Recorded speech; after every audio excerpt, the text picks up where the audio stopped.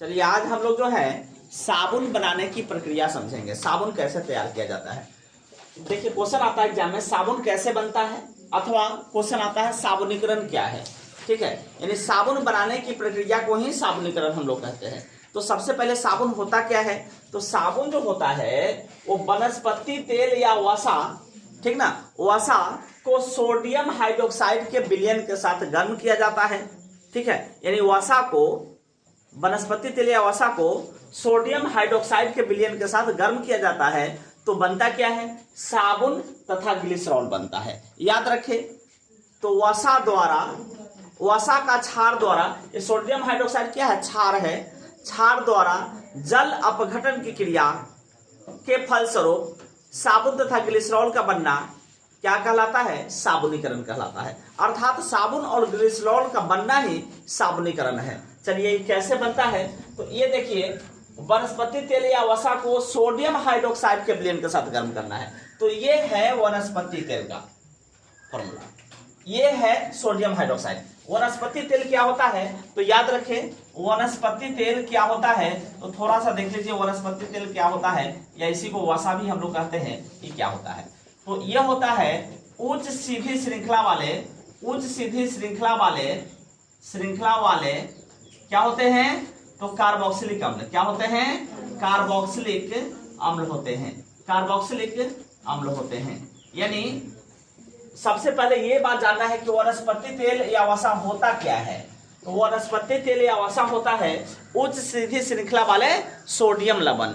अब ये सोडियम लवण कौन होते हैं, तो यह कई तरह का जो है लवण है, जैसे पामटिक अम्ल है C15H31 COOH, उसके बाद जो है C17H33 COOH, यह है ओलेइक अम्ल, और C17H35 COOH, यह है एस्टियरिक अम्ल।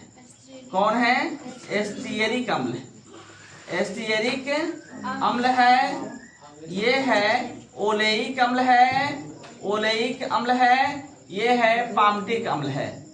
ध्यान से देखना है, पामटिक ऑयल है।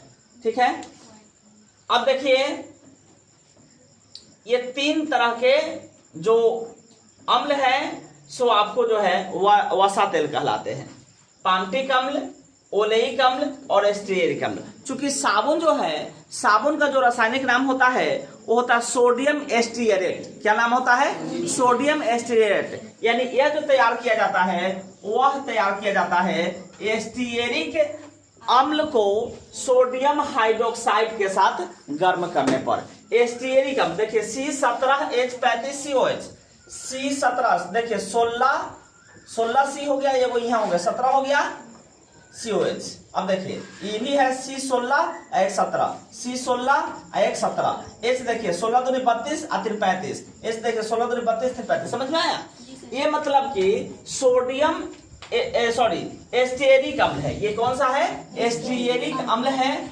3 ठो एस्टियरिक अम्ल का श्रृंखला हम लिए हैं। क्या लिए हैं, 3 ठो एस्टियरिक अम्ल का श्रृंखला लिए हैं। याद रखें, जब 3 ठो एस्टियरिक अम्ल लिए हैं, वसा तेल को सोडियम हाइड्रोक्साइड के साथ गर्म करना है। तो ये क्या है, गर्म कर रहे हैं हम लोग सोडियम NaOH। NaOH क्या होता है, सोडियम हाइड्रोक्साइड होता है।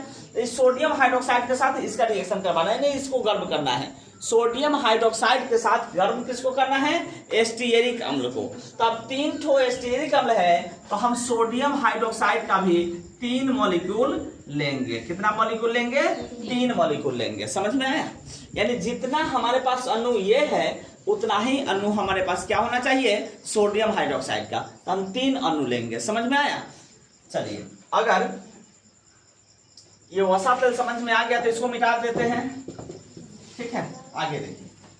अब जैसी एस्टियरिक अम्ल की अभिक्रिया सोडियम हाइड्रोक्साइड से कराई जाती है, तो यहां पे होता क्या है कि सोडियम हाइड्रोक्साइड का जो विलयन है NaOH है, यह अब रिएक्शन करता है और Na+ में और OH- में टूट जाता है।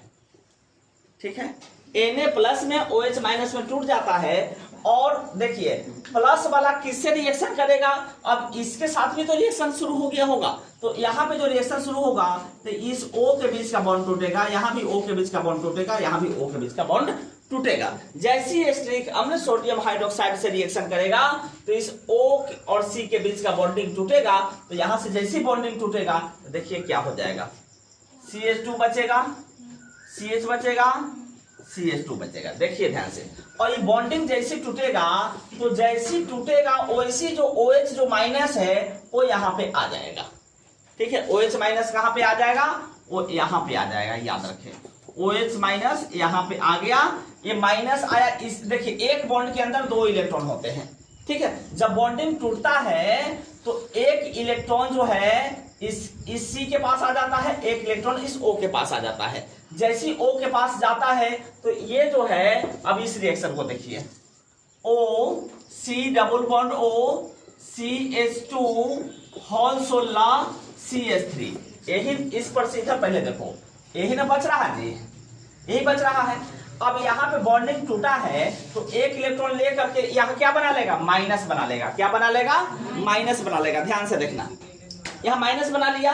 अब देखिए यहाँ NaOH का जो है OH जो है इसके साथ आ गया CH2 के साथ, तो CH2OH हो गया। अब जो है Na प्लस अकेले बच गया ना जी, तो Na प्लस कहाँ जाएगा, तो जहां पे माइनस आवेश होगा वहां पे तो प्लस है ना जी, Na प्लस है तो उसके पास जाएगा जिसके पास एक इलेक्ट्रॉन क्या होगा कि कमी होगी। इसके पास एक इलेक्ट्रॉन की अधिकता है तो एक ये Na प्लस इसके साथ जाकर के अब मिल जाएगा। समझ में आया? अब यह जो हो गया, देखो यह एस्टियरिक अम्ल था और ये कौन है, सोडियम लवण है ना, तो इसका नाम क्या हो गया, सोडियम। इसका नाम जो हो गया सोडियम एस्टियरेट, ठीक है, सोडियम एस्टियरेट हो गया। यही साबुन का फॉर्मूला है, याद रखना, यही साबुन का फॉर्मूला है। साबुन बन गया, ये है साबुन और ये है ग्लिसरॉल, तो साबुन बन गया। देखो ये बन गया, सेम इसी तरह से ये भी आ जाएगा यहाँ पे, मतलब कि साबुन का ये सोडियम एस्टियरिक अम्ल का जो है 3 ठो मॉलिक्यूल लिए थे, तो यहाँ पे साबुन का भी 3 ठो मॉलिक्यूल प्राप्त होगा, यानी सेम यहीं पे प्राप्त होगा।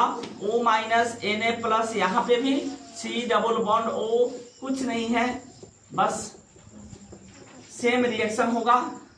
यहाँ पे फिर Na plus O minus C double bond O CH2 whole 16 CH3, ये सब वही है जो ये है वही ये भी है। क्योंकि यहाँ से इसका बॉन्डिंग टूटा, यहाँ से इसका बॉन्डिंग टूटा, फिर वो यहाँ 3 OH था, NaOH 3 गो था ना, तो एगो यहाँ पे लग गया CH2OH हो गया, फिर यहाँ एगो Na यहाँ पे आ गया, समझ में आ रहा है, फिर यहाँ पे टूटा, यहाँ पे OH आ गया और फिर O माइनस हो गया, एक बॉन्ड बचेगा।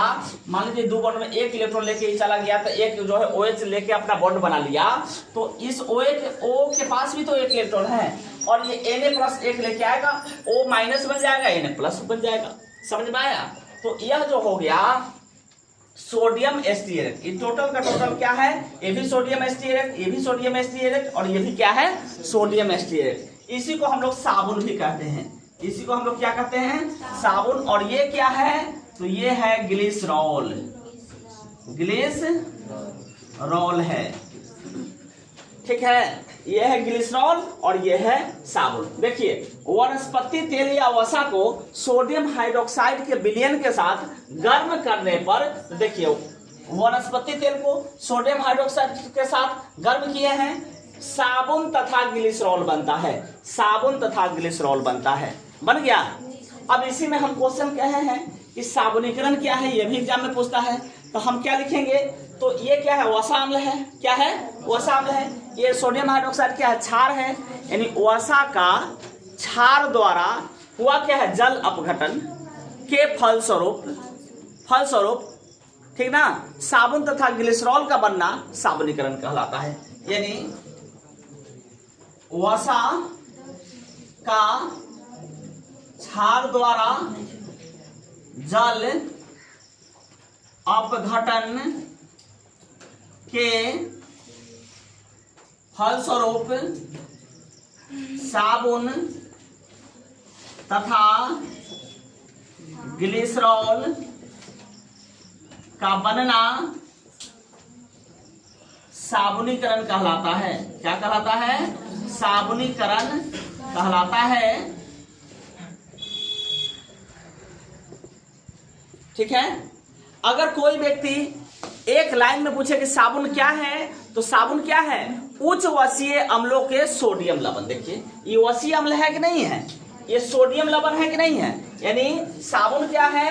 तो उच्च वसीय अम्लों के सोडियम लवण है, सोडियम लवण है। साबुन क्या है? तो उच्च वसीय अम्लों के सोडियम लवण होते हैं। ऑब्जेक्टिव में क्वेश्चन आता है क्लास 10th में, निम्न में से साबुन कौन है? तो यहां रहेगा ऑप्शन में उच्च वसीय अम्लों के सोडियम लवण। समझ में आया? ठीक है, तो आशा करते हैं समझ में आया होगा। वीडियो कैसा लगा कमेंट करके बताना है। जो लोग चैनल पे फर्स्ट बार विजिट कर रहे हो, चैनल को सब्सक्राइब करना है, फेसबुक पेज को फॉलो करना है। थैंक यू, धन्यवाद।